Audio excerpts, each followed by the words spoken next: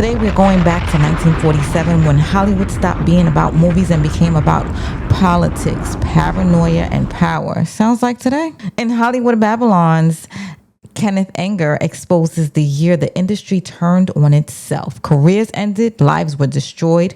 This is the story about the Hollywood Blacklist. Congress forms the House Un-American Activity Committee to investigate alleged communist influence in films. Now, writers, actors, directors, they were all dragged into these hearings and they were told, you better name those names. Shut up!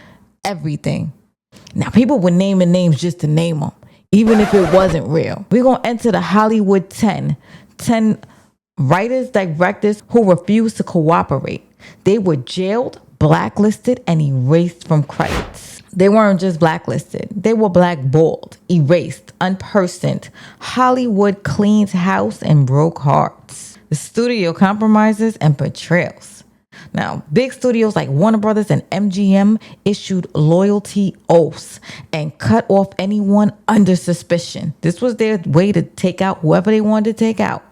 Celebs like Elia Kazan named names, while others like Lucille Ball, that's my girl, cooperated just enough to survive.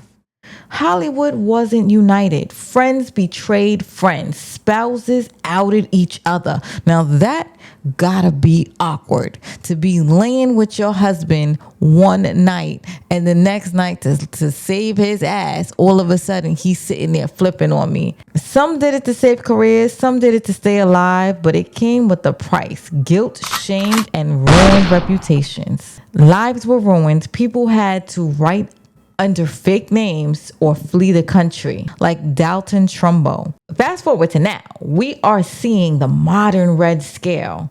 It's a cancel culture is the new blacklist. Now in 1947, fear ran Hollywood. Today, it might be followers, sponsorships, or cancel culture, but one thing hasn't changed. People still get erased for thinking differently. Studios issued statements. Anyone suspected of communist ties will not work in Hollywood. Careers gone overnight. Hundreds exiled or forced to write under fake names. Families destroyed. Friends turned on each other to survive.